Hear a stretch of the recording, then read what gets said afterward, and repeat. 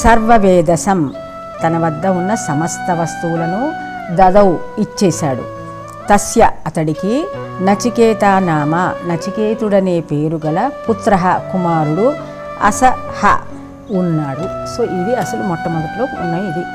ఈ వాజశ్రవుడు అంటే ఏంటంటే వీడికి అసలు ఈ పేరు ఎందుకు వస్తుందంటే వాజశ్రవసుడు అని పూర్వము ఎవరైతే 100 యజ్ఞాలు చేస్తారో వాడిని సోమయాజి అని పిలిచేవాడు. అంటే అట్లా ఒక పేరు ఇచ్చేస్తారనమాట, ఒక బిరుదు ఇస్తారు.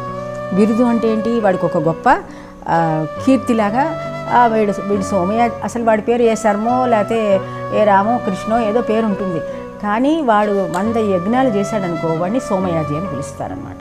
సోమయాజి అని పిలిచి వాడికి ఒక బంగారు కంకణం వేసి, అంటే ఇంత గొప్పవాడు 100 యజ్ఞాలు చేశాడని సోమయాజి అని పిలిచాడు. మనకి పద్మశ్రీ ఇచ్చినట్లుగా ఒక బిరుదు ఇచ్చేవాళ్ళు. యజ్ఞం చేయడం అంటే అంత గొప్పదైనటువంటి విశేషం అని చెప్పి. సో అట్లాగే ఈ వాజశ్రవసుడు అనేటటువంటి పేరు ఎవరికి వస్తుందంటే, ఎవడైతే వాజ అంటే ఏంటి, ఆహారముతో కూడిన స్రవ. వాజస్రవ అంటే ఏంటి, ఆహారముతో కూడినటువంటి.